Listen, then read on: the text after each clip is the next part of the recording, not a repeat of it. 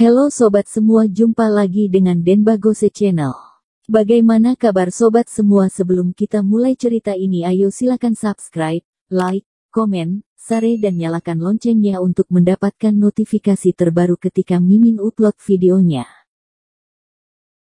Bab 1406, akulah orang yang buta L2. Kata-kata Thomas Kin, seperti pisau tajam, menusuk hati Rian Zhu dan Shila Ouyang. Tetapi sekarang, wajah keluarga Zhu telah hilang, orang juga telah pergi, dan bahkan sedikit tidak tahu malu. Apa yang begitu sombong tentangmu? Apa menurutmu kamu bisa mencapai level Tuan Sun? 3 provinsi di seluruh China Timur, separuh dunia hanya muncul satu Bradley Sun. Apakah kamu pikir kamu bisa menjadi karakter seperti Bradley Sun? Itu konyol. Jangan terlalu merajalela. Apapun yang terjadi, kamu tidak bisa masuk ke rumah keluarga Zhu aku. Semoga kamu bisa mengetahui hal ini, Thomas Kin. Jangan bermimpi menjadi menantu keluarga Zhu kami. Yantono Zhu berkata dengan suara yang dalam. Rian Zhu dan yang lainnya tidak bisa berkata-kata oleh Thomas Kin. Jamuan keluarga Zhu mereka, kehilangan Bradley Sun, sama saja dengan mematahkan lengan. Ini bukan lelucon. Ya, itu dia.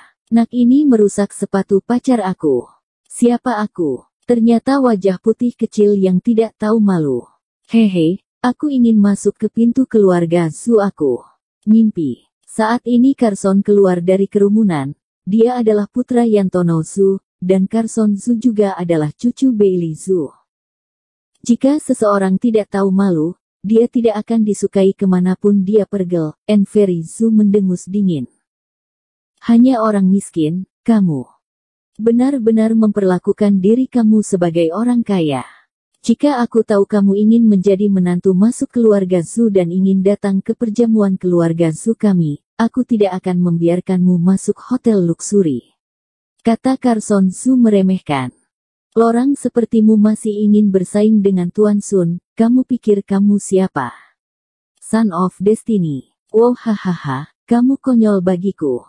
Ketika kamu berusia 70-an atau 80-an, kamu akan tahu berapa banyak kemampuan yang kamu miliki, masih ingin membandingkan diri dengan Tuan Sun. Sudahkah kamu mengembangkan keterampilan itu? Siapa Tuan Sun? Kamu tidak memenuhi syarat untuk menyaingi Tuan Sun dalam hidup kamu, dan kamu bahkan tidak cocok untuk mengangkat sepatu Tuan Sun.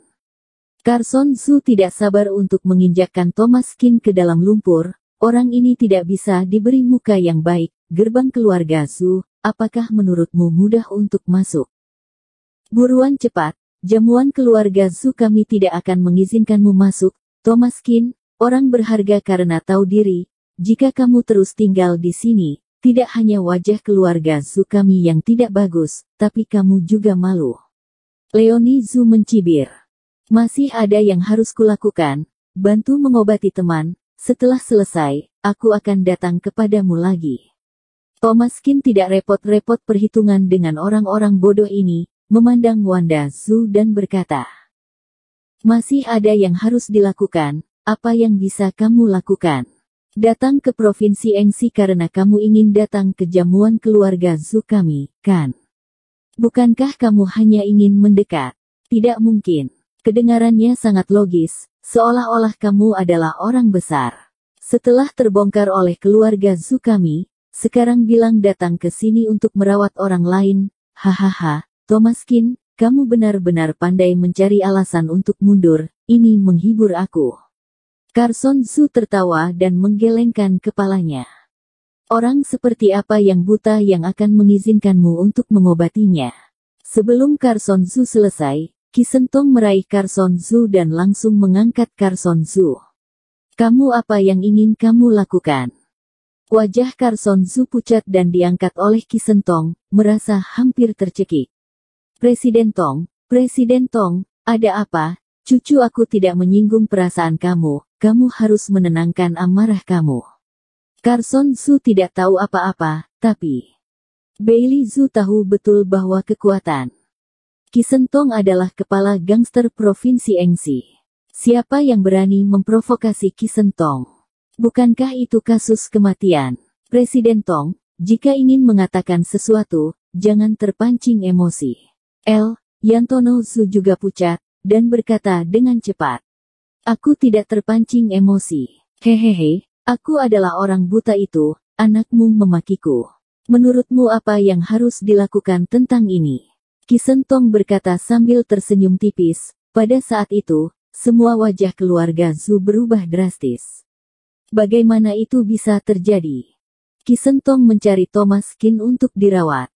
Ini tidak realistis. Untuk bos besar setingkat Kisentong, seharusnya berkonsultasi dengan dokter seperti Bradley Sun. Siapa pula Thomas Qin?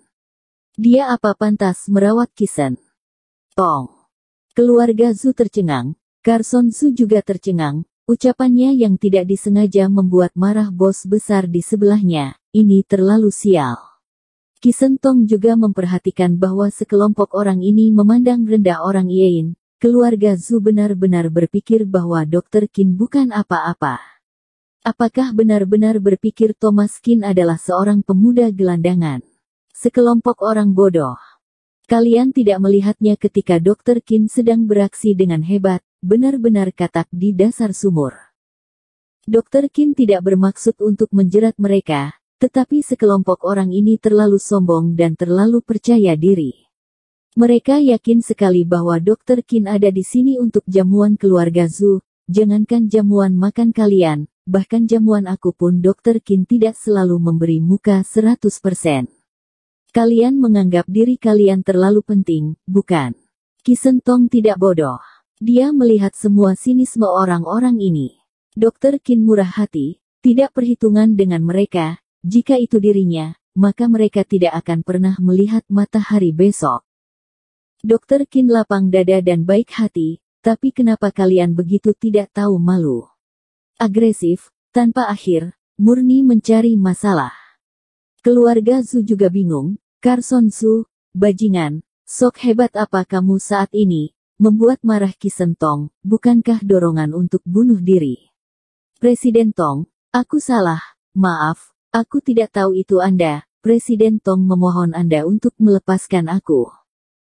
Carson Zhu berkata dengan susah payah, dianggap tinggi seperti anak ayam oleh Kisentong, hampir tercekik, dan semua orang tidak berani melangkah maju. Pergi. Kisentong tidak membuat pertengkaran besar. Prinsip hidupnya adalah membuka satu jalan untuk orang Yin, tapi premisnya adalah jangan melakukan segalanya dengan ekstrim, karena bagaimanapun, wanita yang disukai Dr. Qin adalah keluarga Zhu. Jika benar-benar membunuh keluarga Zhu, itu tidak bagus. Jika wanita Dr. Qin membencinya, maka dirinya akan rugi, lagi pula mereka adalah keluarga. Terima kasih Presiden Tong, Presiden Tong. Yantono Zhu bersyukur lagi dan lagi, Kisentong membuang Carson Zhu, dan orang-orang keluarga Zhu merasa lega. Ayo pergi. Thomas Qin melirik Kisentong. Presiden Tong, kamu tidak boleh mempercayainya. Dia adalah seorang palu godam. Dia tidak mengerti apa-apa. Dia mana bisa mengobati penyakit. Berusia muda, ketika berumur 20 tahun, dia mulai menipu. Kamu tidak bisa percaya dia. Orang seperti ini ingin menjadi menantu masuk keluarga Zhu demi keuntungan. Kamu juga telah melihat fakta. Berbicara lebih keras daripada kata-kata. Kamu tidak bisa dibutakan olehnya. Rian Zhu berkata sambil tersenyum, tidak tahu dari mana Thomas Qin mendapatkan bos besar Kisentong, tetapi mereka pasti tidak bisa membiarkan bos Kisen tertipu. Ya benar, Presiden Tong, kamu harus tetap membuka mata. Kami tahu orang macam apa dia. Kami lebih tahu daripada kamu. Dia tidak tahu malu, dia tidak tahu diri. Dia maksa untuk menjadi menantu keluarga Zhu kami tidak terima. Kamu lihat, dia mengejar di sini, kamu tidak bisa tertipu oleh gombalannya.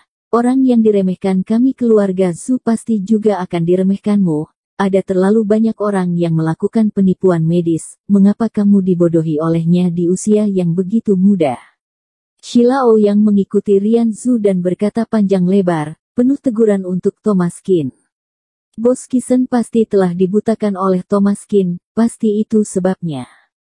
Jika tidak, bagaimana mungkin Thomas Qin diizinkan untuk melihatnya?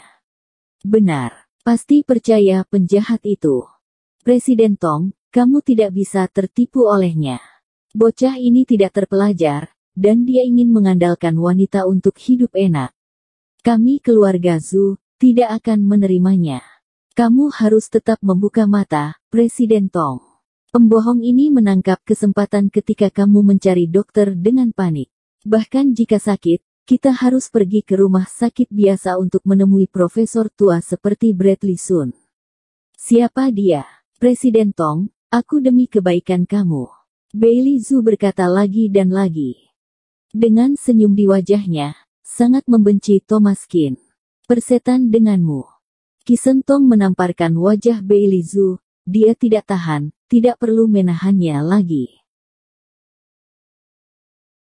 Bersambung. Terima kasih kepada kalian yang telah menonton video ini. Jangan lupa tekan tombol subscribe-nya dan nyalakan notifikasinya untuk mendapatkan video-video seru lainnya dari channel Denbagose.